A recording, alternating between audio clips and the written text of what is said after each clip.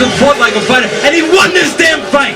Right. This is a disgrace. Listen, Teddy, I just grabbed the score sheet from the ring disgrace. announcer. Here it is. You're being defended. How you doing, everyone? My name is Ryan and this is Ade, and welcome back to another edition of Boxtalk. It's time for This Week in Boxing, where we give you all the news, reviews and stuff from the past week. So let's start with this week's fights. Let's go to midweek. Anthony Mundine gets knocked out, stopped by Charles Hatley. Never heard of Charles Hatley, if I'm honest with you. Yeah. Never heard of him. Anthony Mundine was really making a push for any marquee name, saying that he's a three-time world champion from super middleweight down, and he could do this and he could do that. His career is effectively over now, it looks like. Yeah. I think it's been over for a while, to be fair, because like you say, he's been calling out these big names. He hasn't got them. He's got the mid-tier ones. Like, he's had a fight with Joshua Clottey, and you saw what happened there. He got put down, 8 times? Yeah. Beat up Mosley. Old Mosley. There you go. After Mosley's been smacked about by Alvarez and Pacquiao and Mayweather. He hasn't got that last big money fight he wanted. Yeah. So he's still tried to take these fights in the hope of winning one of these fights and then getting one of the names in anything from 154 to 168. Yeah. And that's a problem for me already, to be honest. You can take a fight between 154 and 168, it's a bit of a problem. But yeah, I think that is Mundine. What is he, 42? He's an old guy. I think he says he's in his 30s. Alright, passport check, please. Yeah, that's it for him, unfortunately. Yeah. But like you say, I mean, look back and think, legitimately 2-time world champion. Yeah. And I think maybe one was an interim belt, but regardless, he'll look and think about a good and he used to play like rugby over there, or American. I think it's NRL rules. Rules, some sort of So he's an athlete. You know what I mean? Yeah, definitely is an athlete. He can't say he didn't have a successful career. Let's go with Friday night fights. Edwin Rodriguez beat up a guy called Michael Seals. Got a competitive decision. Okay. I haven't seen the fight put down. Yeah, I think he was put down. Edwin Rodriguez put down. I think it was like you say, competitive fight. Yeah. Haven't seen the fight yet, but jumping up from 168 now at 175. Better weight for him. He's taller. He's a little bit big boned. Can he make a run? No. That division, yes, people might say it's not as heavy set as it was 2-3 years ago, where you had likes of Dawson, you could put Pascal in there, Hopkins, etc. But there's still a few people you've got to run through to me first to say, can you have a run?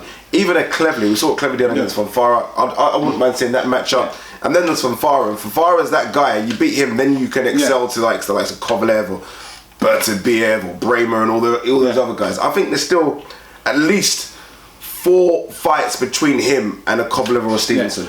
The thing about with the light division right now is that if you like them or if you don't like them, you got 3 guys in the division that have a claim for being top 10 pound for pound. Adonis Stevenson, Andre Ward, who's came up, and Kovalev. See, I forgot about Andre Ward completely. Yeah, so you look at a division where saying yes, so you got possibly 3 of the top 10 pound for pound fighters in the world, depending on how you rank them. Yeah. So it's not an easy ask no more at 175. And all of their skill sets are different.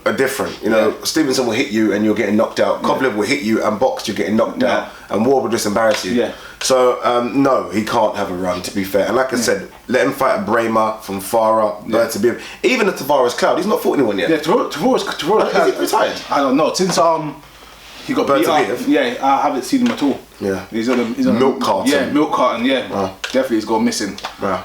Let's go to Saturday night fights. Let's do the US fight first. Romain Steven fought Derek Rosie last night. Had to come to canvas as well to win.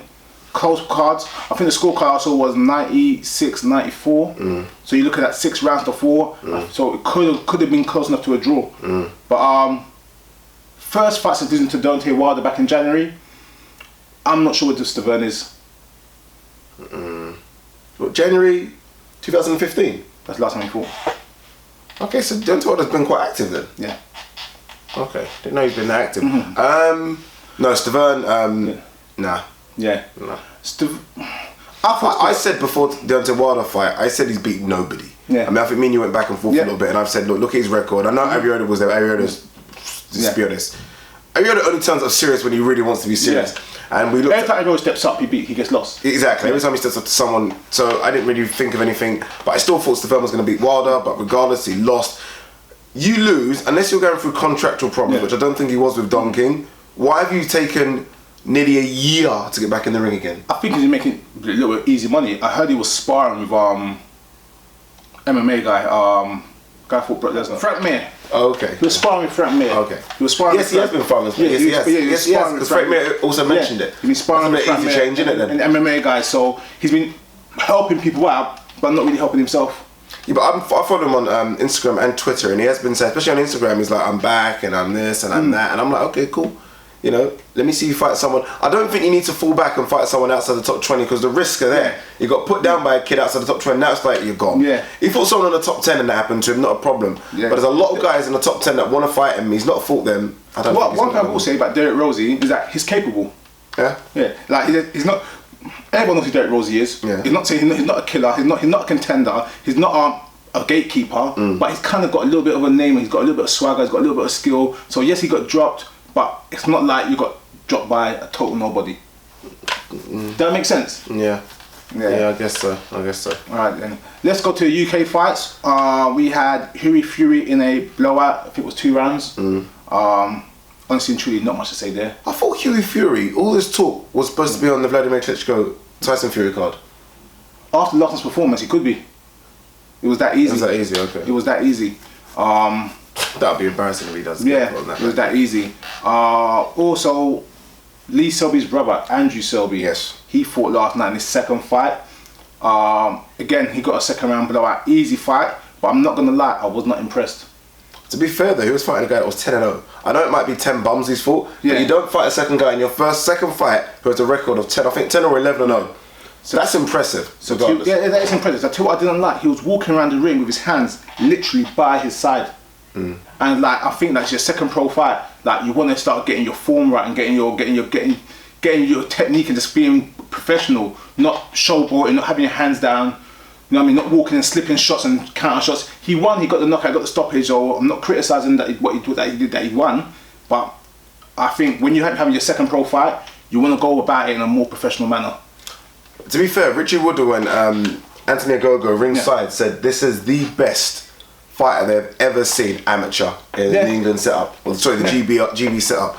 And look, that's how Lee Selby fights. Yeah. Lee Selby fights exactly the same way, to be fair, doesn't it? No, yeah. I don't know if that's him showboating. I think that could just be his style. Yeah, but I've never seen a boxer at the highest level walk around the ring with his hands by his side. You never watched Prince Nassim Hamed fight? For the whole fight. Does all that all the time? No, for the whole fight. Does all that nonsense? I'm just saying that I think, it's a bit cheeky. Yeah, it's a bit. You get what I'm trying to say? Or it's super confidence. It's super confident. It's good for the sport. It might sell extra tickets. Like, oh look, he's so cocky. But I think, as a rule of thumb, you should have good technique and use those early fights to gauge what you want to do in your career. Okay, let's go with the main event in the card. It was Nick Blackwell versus Jack Arnfield in a competitive fight. Yeah. Blackwell's definitely got something to give. Oh, 100%. Definitely got something to give. Dropped Arnfield in the mid rounds. I think it was the 5th or the 6th round. Dropped him. Didn't seem to push for the stoppage. Seemed comfortable in doing what he was doing. I think that's smart. You know, he's notoriously a slow starter, but you can see whereas improvements progressively over his last few fights. Definitely think a British middleweight champion. Definitely think he's got something to give. Maybe not at the highest level, but definitely got more than British level talent. Yeah, I'm still stoked and impressed with him from the John Ryder performance. Even then, sort of sitting ringside, I was like, wow, this is, he looked bigger, stronger, faster, everything tick, tick, tick. Yeah, I remember that fight. And I just feel like right now, sort of Billy Joe Saunders and Chris Eubank could go in, and he can't let them get too far ahead. Yeah. And whether that's a Mick Hennessy problem or Channel 5 problem, I don't know what it is, but he's almost got to not get bogged down, and this no disrespect to the British level fighters, but he can't get bogged down in fighting these guys. Yeah. Because sometimes you fight these guys and someone just has your number. So the span in the works, and that's it. So he's got to get out of that now, and they've got to look for European, Commonwealth title shots and get his name ranked in one of the governing bodies. If it means one of those stupid international belts, then so be it. But he can't let those guys go there and stay there. International belts give you rankings. Exactly. And the problem is, I mean, again, might get stick for this. I don't know if he can get you these things. Yeah. I mean, do you know what I mean? I mean, the girl was stuck in there for a rut. Chris Eubanks left in there in a rut. And they had more potential. They had more potential, and they had more in terms of name power. And growth, and growth than Blackwell. So, I'm not trying to say jump shit, but he's really got to be banging on that Mick Hennessy door. Like the girl said, remember after one of his fights, he said, talk to Mick. Talk to Mick, get me the fights. And I think Nick Blackwell's got to say, look, enough of this, give me the big boy fights. One thing I will say, though, I'll give Mick credit, though, he's getting his guys marquee TV spots. I mean, not many guys can say they fight on terrestrial TV. So yes, he might not be getting the big fight, but he's getting big coverage. Is it? Yes, coverage. Yeah, it has to be coverage. Channel 5. I didn't even think people knew the fight was on yesterday. Channel 5. Honest with you. I think apart from boxing heads, no one flips over Channel 5 for boxing. What did I say to you when I came in? What did I just say to you? Yeah. I said to Ryan, what, Channel 5 is still showing boxing? Yeah. Because it seems to have been that long before a boxing event. So yes, he's got that contract with Channel 5, but I'd rather see one of I'd rather see Channel 5 offer that out to Dave Coldwell and promotions. I'd rather see everyone get a bit of that contract. Yeah. And get better fights. Maybe that's what he needs to do. I think he needs to do that. Yeah, open it up, get more fights, show got more talent, and then maybe Channel 5 give him more dates. Yeah, because right now it looked a bit stale. Yeah, it looked a bit stale. Let's go with the news for the week, and let's start with. I don't know where to start. Let's start with Floyd Mayweather.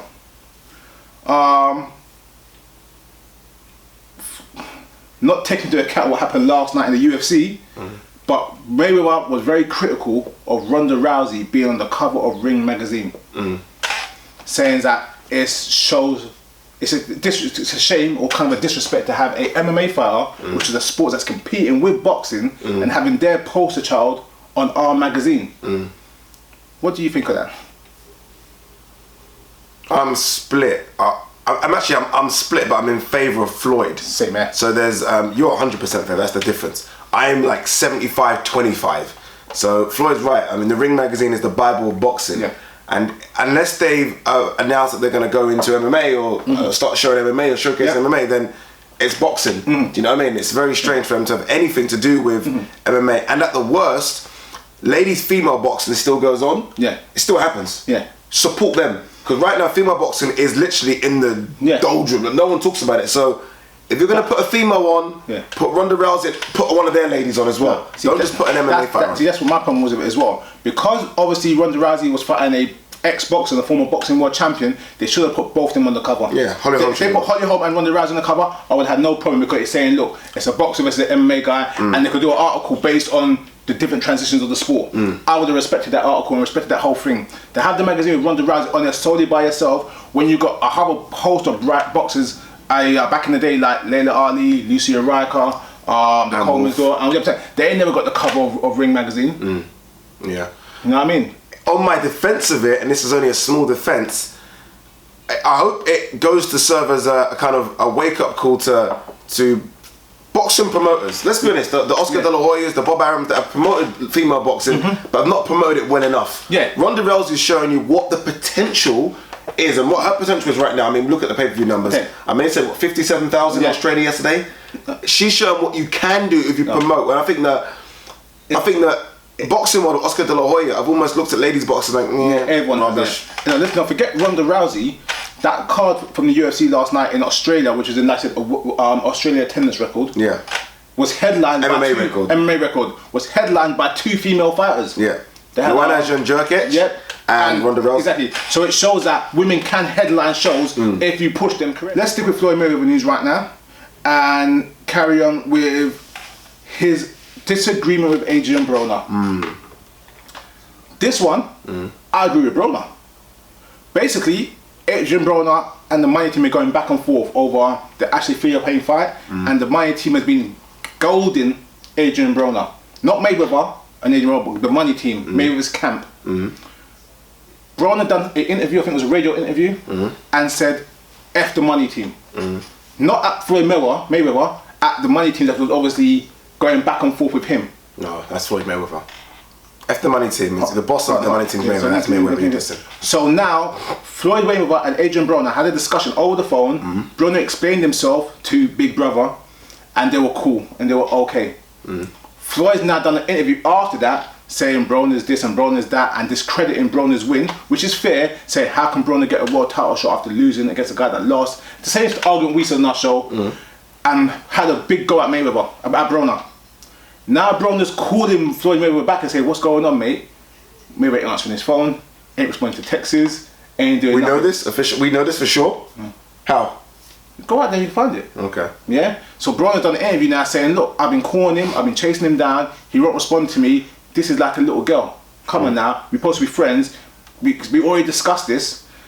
Mayweather said something along the lines that if you diss me, you're dissing Al Heyman because Al Heyman is the money team and we're the money team. And now it's coming to a discussion, whereas who's dissing Uncle Al? Who do you think's right? Floyd.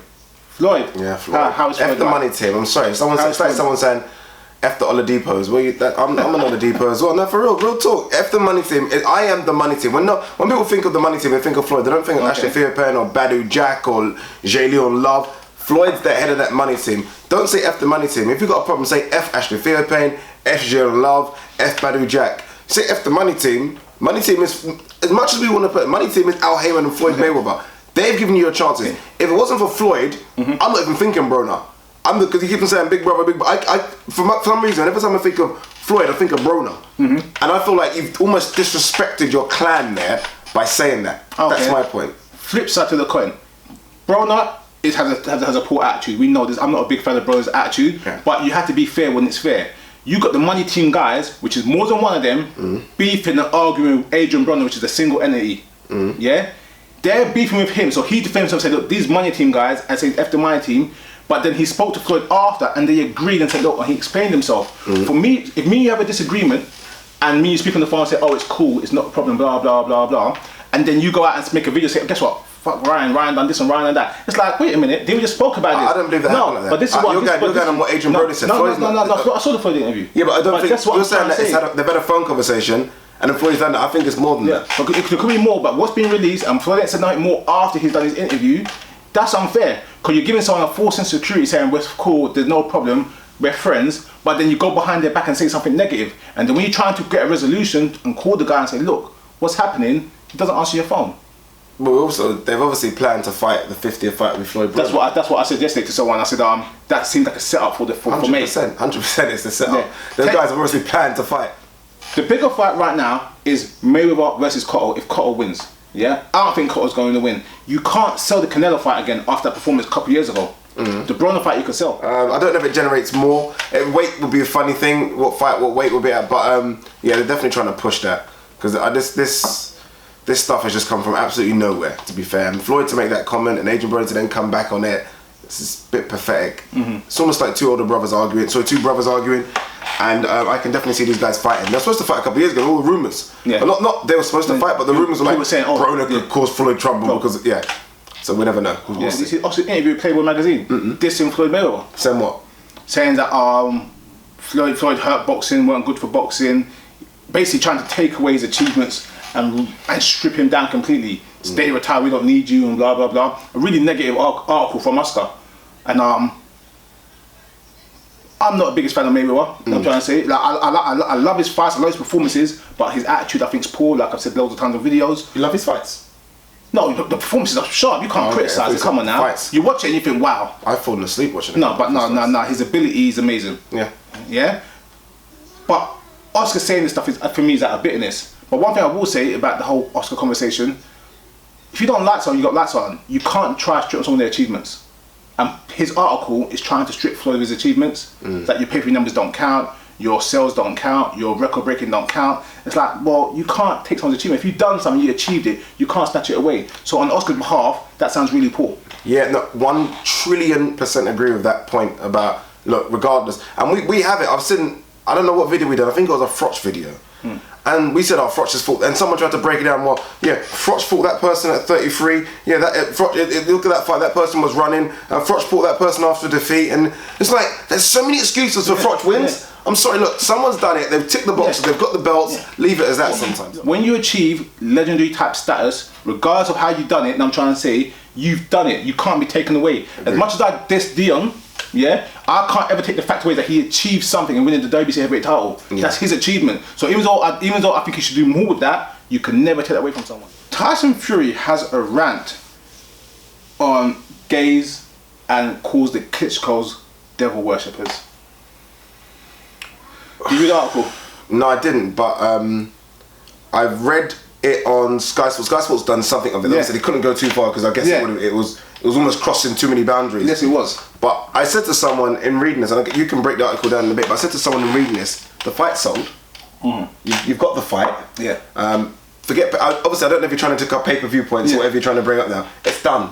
Leave it. Stick to your training and focus on that. All these other extra stuff to try and get into the Klitschko's heads, I don't think it's possible to get into either of these brothers' heads. Yeah. So leave it alone and just concentrate on the fight, please. I don't care about getting into the heads or getting out of the heads or whatever you want to try to do. There's something called respect. I'm trying to say, and I think every man should have a certain level of respect for themselves and for others. Calling someone the devil worshipper, come on, that's poor. Yeah. Now I'm trying to say, attacking gays, and I'm trying to say attacking homosexuals, that's poor. It's just like racism. It's sexism. It's just like genderism. It's everything. It's just come on now. You kind of feel like it's just wrong, isn't it? Yeah, it's just wrong. There's no place for it. Don't get me wrong, I love a bit of smack talk. Of course. I love a bit of smack talk. We've laughed at some of his antics, like, oh man, this is ridiculous, like the Batman or whatever. But it's almost like, okay, that's enough now. I don't like when you cross that boundary of when it becomes stupid. I don't give people justification for doing things, but I'm also understand that there's maturity. Things that everyone done when they were 18, 19, 20, you wouldn't what you do when you're in your 30s. And I'm trying to say, you made a mistake and you learn from your mistake. Tyson Fury is old enough and is in such a professional sport that he should know better. You get what I'm trying to say, This is not a 21-year-old Mike Tyson having a rant on TV. When Tyson was really young, like in the early 90s, he said some ridiculous things. But he was a kid. When you're not a kid, you can't get away with him. That's why Mike Tyson got hate for late in his career, because he's a grown adult, he didn't act like an adult. Tyson Fury is doing something very similar right now, where he's not acting like an adult, and he's not acting responsible in saying those type of comments. Agreed. Can't add anything further to it. I agree with that point. I think, like I said, fights in what, two weeks? Can't wait. Take it easy. Relax. Cannot wait.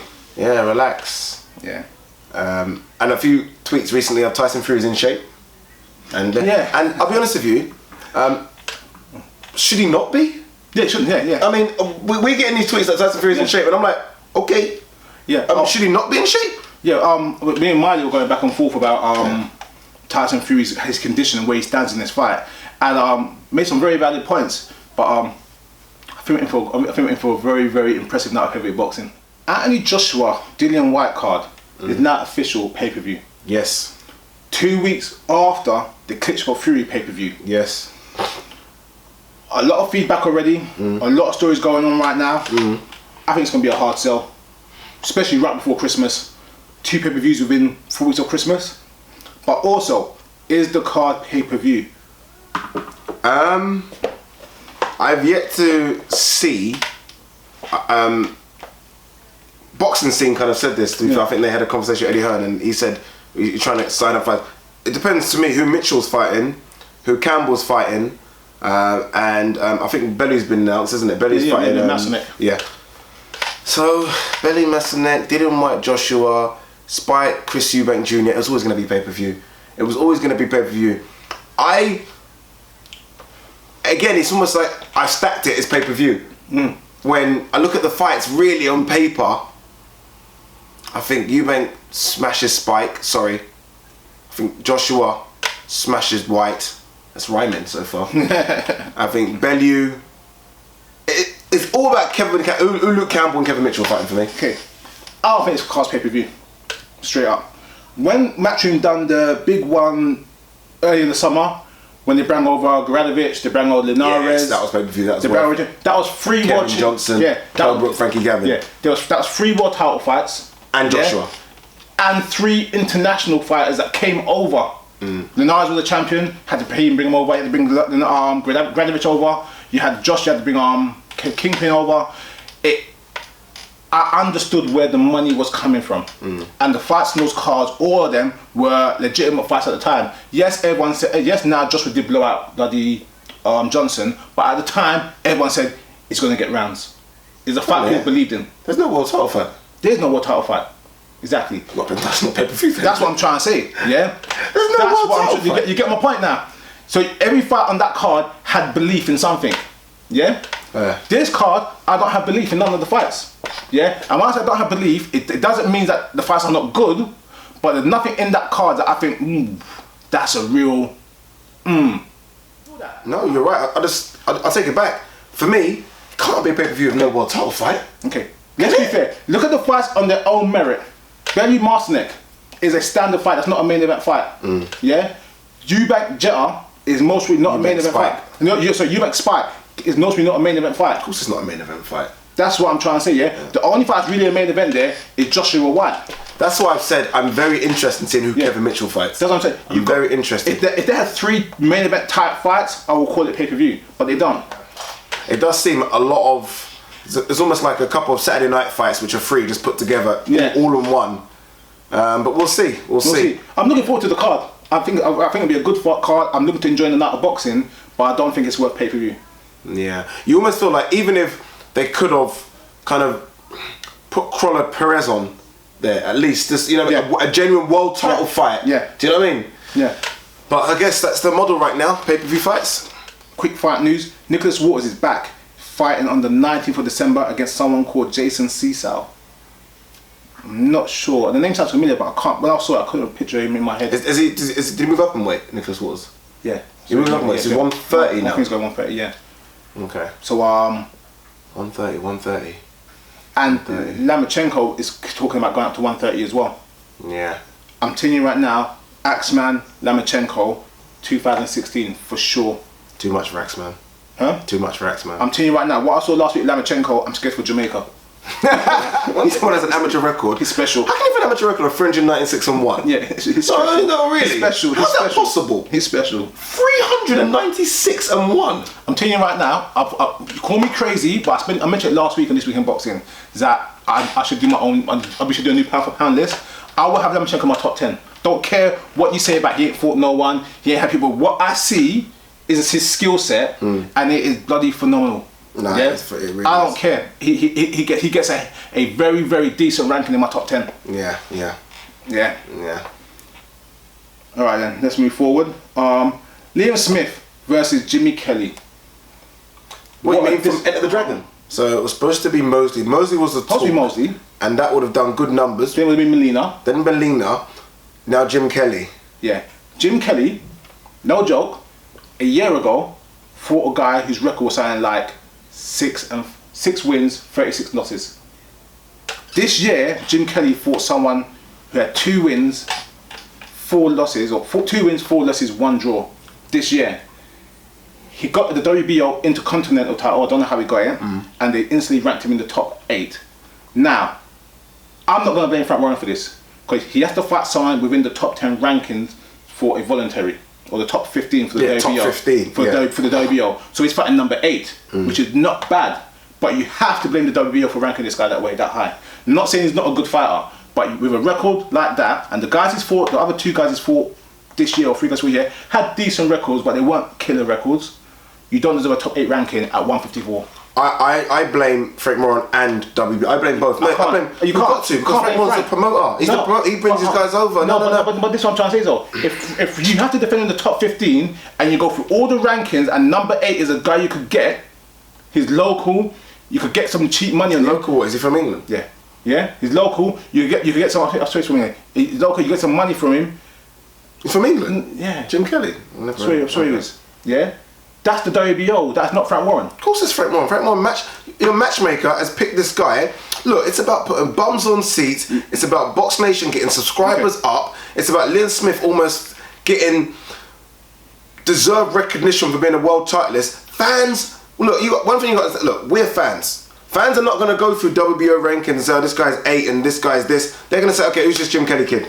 I'm going to sign up to watch this fight because I can't wait for a blockbuster. They're not signing up. Fans are not expecting that. They're not looking at rank 8, rank 9, rank 10. They're looking at, give me a name. Because Kell Brook could say exactly the same thing. Kell Brook would go, Jojo Dan was ranked number 2 when I fought him by the IBF.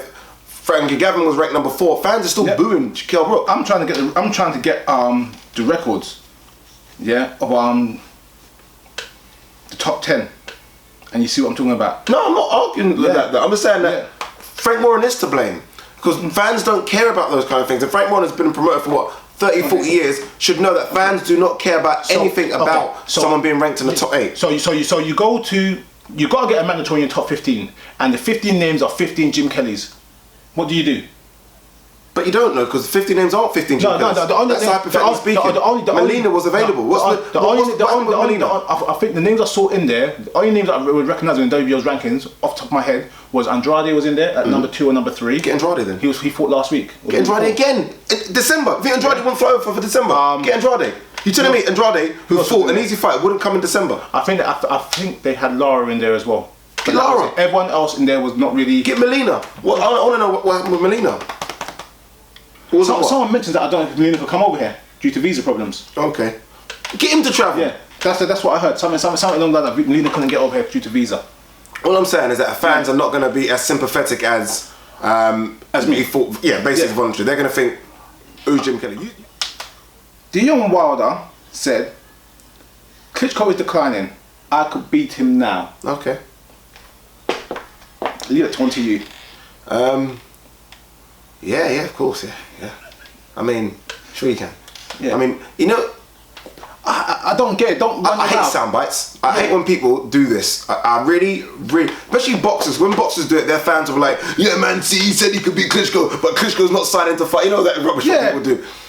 Don't run your mouth when the last 3 or 4 guys you fought, minus Deverne and Scott, who was your friend, and you probably had a little gamble with him, have actually caused you problems. And they're not ranked. Dufas has caused you problems. And they're not ranked. Not ranked fighters. Come on, this is Vladimir here, kid. Yeah. Come on, you know. You've been in sparring sessions with him. You know this is Vladimir. Have some respect. If that's the case, Have some respect for your if you could beat Vladimir right now, fight Povetkin because he's behind Vladimir. Yeah. No. Just fight Pulev. Just prove to me you can beat someone of some substance. Alright then. Let's leave that alone. Let's stick with the heavyweights right now. Heavyweight, New Zealand kid, Joseph Parker. Yes. You are so high on this kid. Yeah, I'm going to give him some slack right now and his camp. So he's back in December. Fighting a guy, I can't remember the guy he's fighting. But they already announced his opponent for January. Yeah. The names for both opponents are out there. So he's going to fight John Doe on the 9th of December. And he's going to fight John Doe 2 on like the 20th of January. What does that tell you about the fights? Is it even worth putting these guys in with anyone? Is it worth fans turning up? I said this to Anthony Joshua. Anthony Joshua, I said the same thing. Like I said, you are having fights signed, but you've already got other fights announced. Does that cause you problems in pressure? He says, no, I like pressure. But I said to the fans, it almost shows that you've won. It's not worth it. You've won already. You've won already. And I think, what's the point? This is what I said a few weeks ago, and people said, well, Ryan, they said, Adam is past it. I'd rather see these guys fight someone that can give them rounds than guys that you know they're going to be. So now, it comes to me, whereas you're a prospect that I like, but now your record looks padded. Yeah, but every heavyweight has a padded record. No. You have a padded record to an extent. I can't tell you who Mike Tyson's first 28 fights were. He fought weak. He fought 2 fights in 2 weeks. Yeah, he fought guys 2 weeks. I think you need to. I wouldn't say blowouts, but you need. It's all down to matchmaking. But I don't like you say, the idea of having a fight already booked in. It kills the fight. It kills the fight for me. I have no interest. Every morning, if fights I don't get to watch, I wake up in the morning, I try to download and watch it on YouTube. I'm telling you right now, I'm not gonna download the fight on his fight in December. There's no point in doing it. There's no point. But in that same argument, then, when Mayweather had his little Showtime deal, and you know it was September, May, is that a problem then for you? The fact that he's already got May booked in. No, but he don't have an opponent. They have an opponent, but May's booked in. No, because the date's booked in. You're scheduling, but he's already got opponents. He's got both opponents already. Right. So you know the opponents are not worth shit because. Okay, Carl Froch considering a comeback. What do you mean? Carl Froch released this week. Released this week? Yeah. Okay. That he could beat the girl and wants to come back, or thinking about, it's a possibility. Eddie Hearn's done a statement saying Froch won't come back for Groves. The only person who'll come up for is GGG. But they're talking about it again. Now, I don't think it's a good idea for Froch to come back because he's been out of the ring for too long. But for him to talk about it, he's got the itch. Yep. You are the biggest Froch. You are the biggest Froch fan. You're the biggest Froch fan I know. Yes. Yeah. Like he's like your brother. You love him. I do love the Cobra. Do you think? Let's not talk about who he can fight. You can fight. Do you think, in your opinion, it's worth him coming back at this stage, at his age, with his current setup? No, 100% not. 100% not. Look, I'm a huge Carl Froch fan, but his last 2 fights showed me holes that I know someone with a bit more zip about it, a bit more oomph will easily capitalise on. You can't leave higher than what you left. You can't. 80 whatever thousand at Wembley. Yeah. the guys that are right now that they've been talking about, the girl looks too hot. GG is just a beast of a man, and I don't want him to. I don't want to see him come back. If Froch came back and got 100,000 people in the stadium and went to points in a close fight, the shine of the knockoff is gone. The knockout is gone. The way he left with that punch, with 80,000, the biggest fight of this type of era for UK, that was perfect ending. It was. It's really, really hard to recreate that because you could win your next fight and have a bigger attendance, but without the dramaticness of the knockout, it wouldn't be the same. Yeah, and it wasn't just that; it was the build-up as well. And Yeah. I think everyone seems to leave George Groves out of this as well. George Groves sold that fight so well. You're almost going to need a counter to Carl Froch again, and George Groves was the perfect foil. Yeah. It was almost like good versus bad, and people started to hate George Groves, and I feel sorry for Carl Froch. Do you know what? You're not going to get that again. Do you know what sold the fight? What? What it was not for me. Yeah. You want to push and pull. You want to push and pull. That yeah, bit there. Yeah, that's what I mean. You're like, wait a minute. Yeah, you remember? My God. Hey, that Sky, that's Sky's best boxing event ever. Yeah. They done so well on that, but we did say that, and I think we said on the James the Girl video that Carl Froch is still in super shape. I mean, if you guys don't know, watch the fight. He went to commentate on the fight with James the Girl ringside, and his face was ballooned up, and he put a lot of weight on.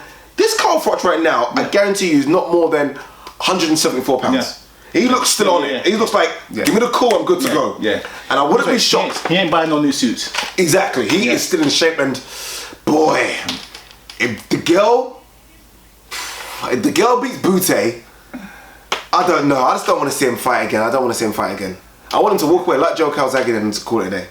Let's go some more fight news. Eglington, Gavin, going to be set for March. Yes. Yeah? Saw that, yeah. Before the fight, we both were really high. I swear we filmed a video for it and we didn't put it up. Didn't put it up. Because obviously the fight got cancelled. We filmed a video for it. Yeah. And I don't want to spoil it, but I'm sure we both had Eglington winning that fight. I did. Yeah? I had Eglington winning. Not anymore. No, exactly, not anymore. Not anymore. After last performance, yeah? Not anymore. Yeah? And Frankie Gavin was sitting there ringside and saw that. Yeah. Must have been like... Expect for fun time to have some fun. Yeah, I just...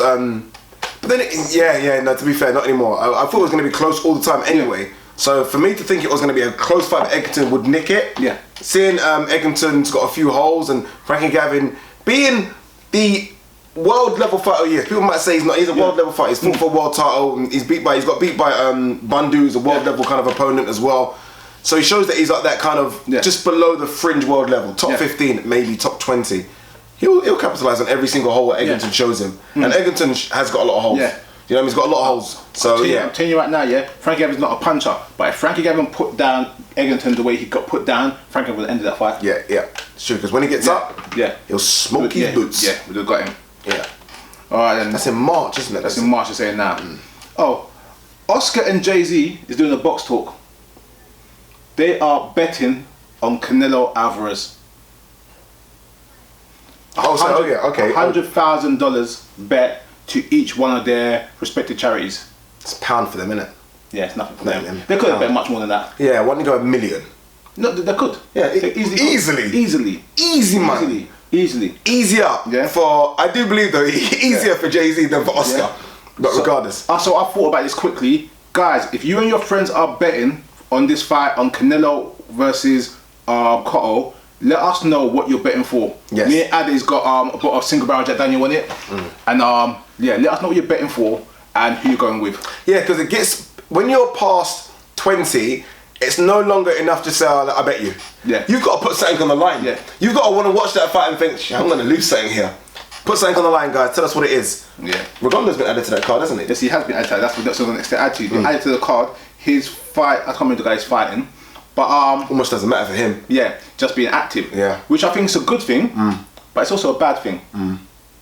In a sense, whereas it seems like his fighting is independent. Rumour has it that he did try to get a negotiation with Rock Nation and it crumbled about 3 weeks ago. So them putting him on the card, to me, seems like they're using him just to get a name on the card because they wanted Ward and Ward pulled out. So it gives Rigo a fight, but in terms of his promotion and its progression, he's doing nothing. Really? Of course it doesn't. It's almost a trial.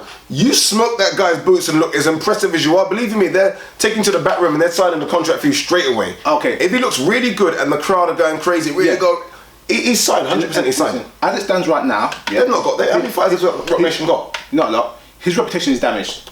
Top Rank hurt his reputation bad. He's boring. Hatred don't want him. No one wants him. Blah blah. They kill his reputation. No one wants to fight him. No one wants to sign a contract. So it's all good giving him the contract to fight. But if no one's gonna fight him or no one wants him, then you lose money by signing him. Yeah, but if he's now signed with Rock Nation, He's not say he signed. does. No, Yeah. signed. It impresses. Rock Nation money will get people in the ring with him. Rock Nation money and Rock Nation in terms of their concerts and in terms of the way they're trying to do this new boxing thing will get people in the ring. I'm actually quite interested to see this Rock Nation production for this Cotto Connect. I'm very interested because they're going to have someone singing, I think, at like a concert they said beforehand. I mean, they can just give, hey, Rihanna, what you doing? You busy? Hey, we need you.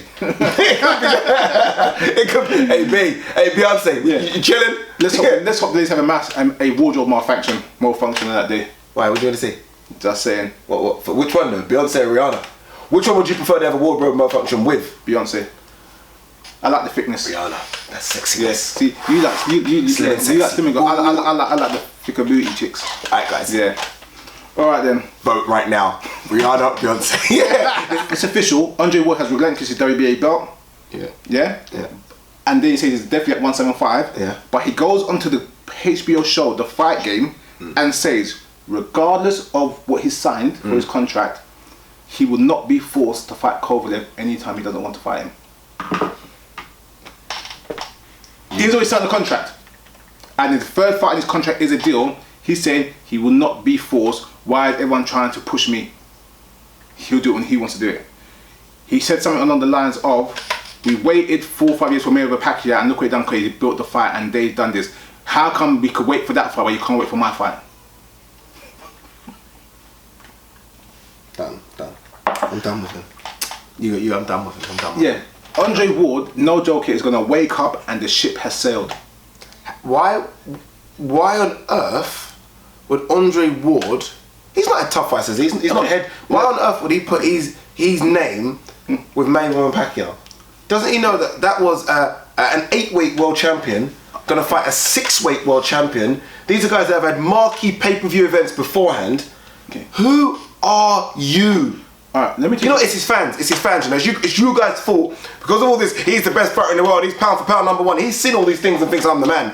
Pound for pound, in terms of pay packet, he's not in the pound for pound top 50. Okay, hear the joke now. Yeah, honestly and truly, yeah. Take out month for month because I don't know the last fight, but since 2012, and by the time he fights again, which will be 2016, that is 4 years. Within those 4 years, it's 3 fights. Yeah. Do you know how far boxing has moved in 4 years? It's not even the same game. It is not even the same market. Seriously, 4 years. I sometimes just feel like maybe he won the American lottery and we just didn't know. Maybe he's got 100 million in the bank account and he's okay. Seriously, Look, I'm not trying to say some people's thing isn't all about money. I get that in life.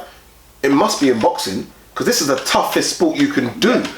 Unless you're getting paid, why would you want to get hit? Yeah. Do you know what I mean? So this should be all about money. It shouldn't be about anything else. Yeah. It should be about, people say legacy, but legacy is only after you've got a certain amount of money. Do you know what I mean? Hopkins talks about legacy. That's because Hopkins had the fights where he's made some money. Yeah. Make some money. I mean, how can you, Kovale's your biggest fight out there. Yeah. Kovale's a pay-per-view fight. Make some money. What do you mean I don't need to fight Kovalev? What you do? Yeah. Punk. All right. Let's move forward. Don't mean that. Don't find me word. Let's move forward and let's go with Eddie Hearns wants Smith versus Groves for 2016. Yeah. Would Groves take the fight based on where things are right now? As his comeback fight though, or as a fight into 2016? A fight in 2016. Considering he's lost his title shots, he can't really lose again. He needs to be strategically marketed and planned for his next steps.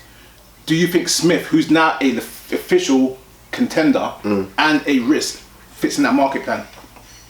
See, I look at it kind of two ways. If it's Groves' first fight back in 2016, no chance. Yeah. Because you lose to Smith, you're kind of done. Hate to say it, but you're kind of done. At the level he wants to think he's fighting at. But I had to think about this, because straight after the Callum Smith video we done, I was like, Callum Smith smokes Groves. And I thought, wait a minute, does he? I mean, look, this is Groves that's lost to Badu Jack. Competitive fight, by the way. It wasn't a blowout at all. It was a competitive fight. He 41. You had to walked out the ring angry, and he got smoked by Carl Froch.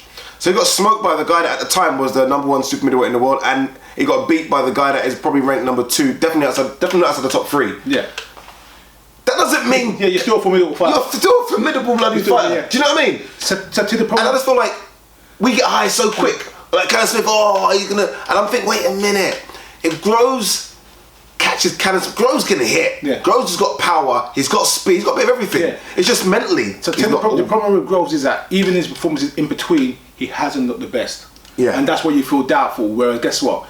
Yeah, where you lost, but in your other fights, you ain't looked particularly devastating. But you know what you've always said? You raise your level to who you're fighting. Yeah. And he didn't look good against Rabassi, and he's right, he didn't look good against Mama's Boy. Yeah. But when he went in there against an elite fighter, and Badou Jack is that now, unfortunately. I say unfortunately, but you know, unfortunately for you.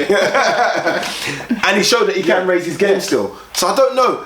If he can get the right trainer, would that mean going back to Adam Booth? I don't think it's as easy a fight as people think for Canelo Smith. I think George Groves goes into the fight as favourite, and I've now changed my mind. I think George Groves can beat Canelo Smith. Again, one thing, you know, you're always talking about hindsight and just looking back at everything. Every fight needs to have their chin checked to know what they really have. Yeah. Now, I'm not saying Rocky Fielding is chinny, but we never really knew if he could take a real big shot. Yeah. So Canelo Smith has looked like a good puncher on his way up, but that knockout of Rocky Fielding made him look like a bloody elite puncher. I don't know if he's an elite puncher. You know what I mean? It does give you that little chance to look.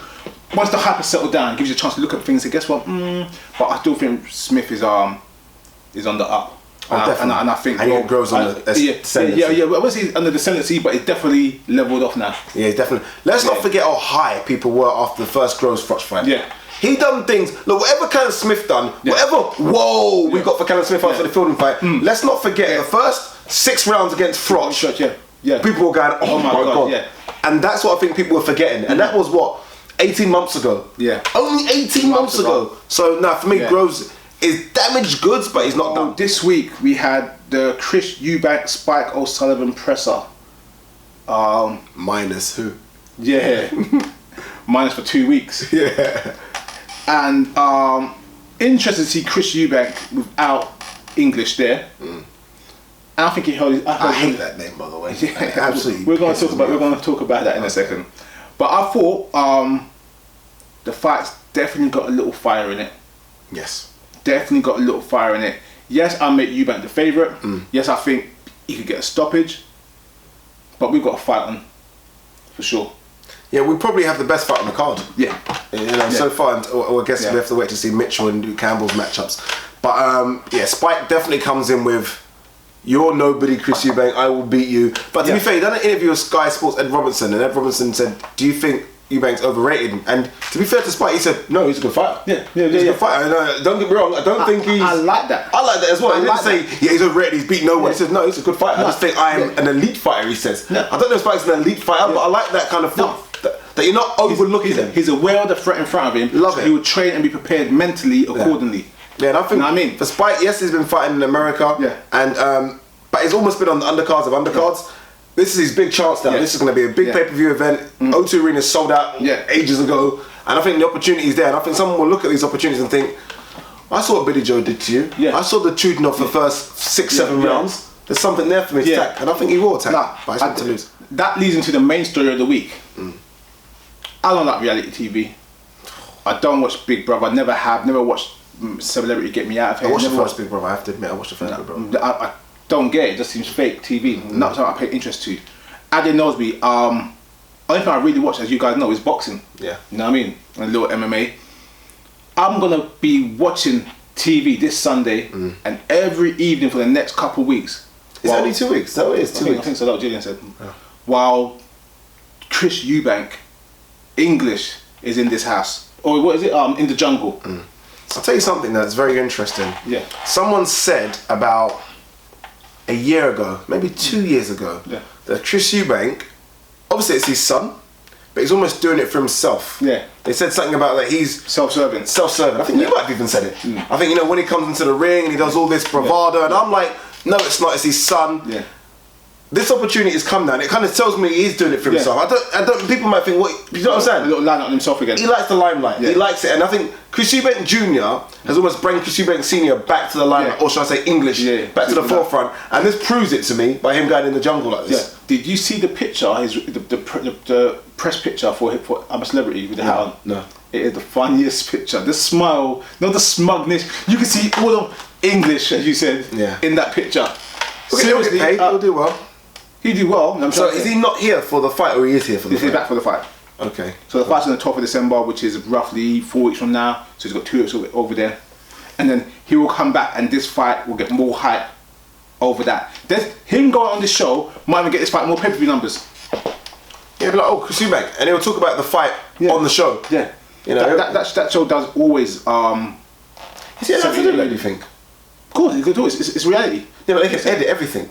Do you think he's allowed to talk about a Sky Sports show on ITV? No, you're going to talk about boxing, you're going to talk about Sky Sports. I'm trying to say, he might say, look, my son's fighting on pay-per-view on... I wonder if he's allowed to actually say that on ITV. Interesting. You know what he said? They might edit, I don't know. But don't they have like a live feed, people can watch and stuff like that? I don't know. Yeah, honestly. I remember I did briefly watch it, I can't lie to you, when David Hay was on it. David Hay was on it about 2-3 years ago, and he done blood... I think he either won or came runner-up. He done bloody well on all the events you could do, all the bush trucker trials, where you go and do nonsense. He excelled. Yeah, when he was on it, I told the missus to let me know. I watched him do a couple of trials, but I couldn't actually watch the show. Yeah. But Chris Eubank's attitude and personality makes it a must watch. It is a must watch. It's a must watch. I'd love to have had Nigel Benn on it with him.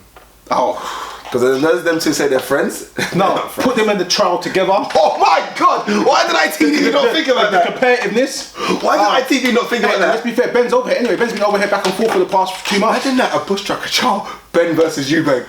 That would have been good TV. They need security for that one. That would have been good TV. They need security for that one. Remember they done the army thing about 10, 15 years ago? Yeah. Well, you want some? Well, you want to go ahead again? Alright, I'm going to mention something right now, which is it's not really boxing related, but it's something we've always talked about. This Olympic steroid scandal. You know, I was, not to soundbite my show, but I was on the Rise News. Yeah. And they asked me about it. And I said, this isn't a Russia athletics problem. This isn't athletics, because it's a sports problem. Yeah. Arsene Wenger's come out this week and said PEDs are in football. Yeah. And everyone kinds of master. Oh, PEDs don't exist in football. Of course they do. Yeah. Of course they do. These guys run around for 90 minutes and they're fitter in the 90th minute than they are in the first minute. There's a problem. I was watching rugby, the World Cup. I know you're not a big rugby fan, whatever, but I said to a colleague of mine who watches rugby with me, like, 10 years ago, these guys were 16 stone and they could move for 80 minutes. These guys are 21 stone and they run around and hit each other for 80 minutes. Do not tell me, my mum used to say, use your eyes. Yeah. Don't tell me my eyes are lying to me. These guys could not run around for 80 minutes and hit each other. Sport has a steroid problem and it's gigantic. Did you watch the BBC Panorama show? No. Ryan, you didn't watch that? I don't know what you should have told me. Sorry, but it came on with a guy's basically a documentary. It's on BBC iPlayer. Yeah, I'll watch it. So you can watch it. But a guy came on very quickly, and you can go. Sorry. And a guy came on. It was a reporter, but he's quite an athlete. Does a bit of, and he says he wanted to see if he could do EPO blood testing and get away with it. So of course he can. Yeah, of course he can. So he done micro testing. Yeah. But then he went and showed it to. They tried to show it to the biological passport. Yeah. He passed. Yeah, of course. Yeah. And he was fitter. He was stronger. Don't tell me these athletes aren't all juicy. This Olympic drug scandal shows me what I've been saying and what we've been saying for years, that no one really cares. The own government covered up. The Olympic board covered up. And now, 2 years later, 3 years later, it only gets released now. Yes. If you could do that on the international scene, like the Olympics, and for a country to do that, and their athletic board and their government to know about it, you can't tell me that you could fix boxing or you could fix any sport in the world. Victor Conte said before the 2012 Olympics, clearly they asked him out, you know, what do you think? He said the whole Jamaican team's on drugs. Yeah, the whole Jamaican team, but he said 60 to 70% of all the athletes competing in the Olympics are on something. Yeah. 60 to 70%. I mean, you're not taking drugs to win. You're taking drugs to compete now. To compete, To compete. No, that's just to get a chance of winning a medal. I watched the Rice debate. What, the Joe Rogan podcast? No, the Lance Armstrong documentary on Netflix. Really good documentary. We got that for. Yeah, Lance Armstrong. Yeah, and he had a disagreement once with someone he was saying, and he's like, "Oh, don't you do this? Like everyone does it." And like it was a thing where, like he said, you had to do it just to compete. Everyone knew that they were all doping. Everyone knew about the blood bags. Everyone knew about the caravans. Everyone knew. And he went to the boards and commission and said, I never took drugs ever. Then even when he did come out, it was bit by bit. Even though everyone knew. No one really cares. You know, it's only I'll say the purists that want fair competitive sports. Let's be fair. If everyone's on steroids now, would it make a difference? No. Make a difference. And the thing is, and again, this is not a Usain Bolt thing, because I'm not ever saying Usain Bolt's on drugs, because look, it's not proven, but I will say this, and I want people to kind of understand what I'm saying. When every single person you're racing against is on drugs, and they still can't beat you, and you're the clean athlete that's running past them, my suspicions are raised instantly. In that 100-meter final for the World Championships, 100-meter final, 8 competitors. You watch it. I know that athletics is his second sport, by the way. 6 of the 8 competitors in that final had tested or have, at some point. That was at some point, and they're just recently gone. At some point, have had a drugs ban. And the number 1 competitor is clean and is beating everyone. Guys, if you don't know where to kind of find all this information about, even if you go on Nevada's website, they would tell you about the amount of boxers that are getting popped and doing names that you probably won't have heard of, but you see the list. It's frightening when you see the list of boxers that are getting popped and they're getting 3-month bans and 4-month bans. Something small, a year, 6 months, which is basically rubbish, but it's out there. It's out there for you guys to see. We're not just making this stuff up. Guys, take a look. The world's your oyster. Guys, let's leave it at that. Yep. Let's go for next week's fights. Any fights next week? Any fight next week. Who's fighting? Great weekend of fights. It's fighting again. We got Martin Murray Abrahams. Yes, we have. We got Crawler Perez. Yes, we do. And we got the big one, Cotto Canelo. Yes, we have. Yes, we do. And that's your house. That is my house. Can't wait to see the weigh-in. The weigh-in will tell me a lot. I want to see if Canelo looks like he's struggling at that weight. We'll see. The weigh-in's going to tell me a lot. Just bring the drink to the house. That's all I will say. Because right now, I kid you not, I've seen the people's opinions on this, and it's swaying Cotto's way. Not that that means anything, but I've started to see a few like, oh, I don't know. I think Cotto's going to take. We'll see. I tell you what, right now, we'll get, regardless of the weigh-in, regardless what happens there, unless Canelo looks totally dried out, Cotto is not big enough to handle these type of guys. Okay. That's all it comes down to. Okay. That's all it comes down to. Cotto, you know, but you say that, but Cotto has been fighting bigger guys. No, he has for his life. No, he has. He's always. We've seen him. He's a tiny guy. Yeah, but we met Cotto. But don't tell me Margarita's not bigger than Canelo.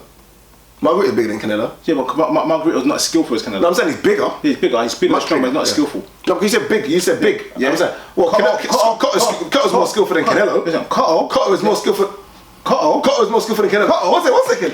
Is Cotto more skillful than Canelo? Yes or no? Let me tease that right now. Wait, is Cotto more skillful than Canelo? Alright, that's it. Alright, there you go, guys. As you can see, it's getting aggressive out here, so let's stop the video before something happens on camera.